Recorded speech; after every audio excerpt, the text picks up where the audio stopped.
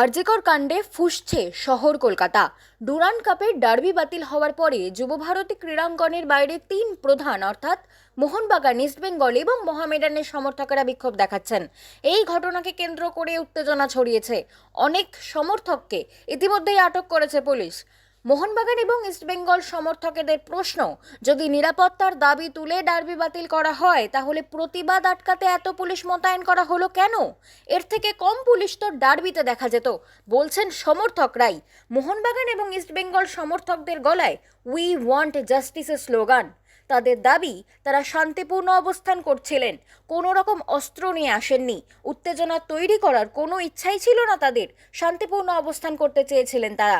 যুব ভারতীর বাইরে মিছিল আটকাতে তৈরি ছিল বিধাননগর পুলিশ কমিশনারেটের পুলিশ।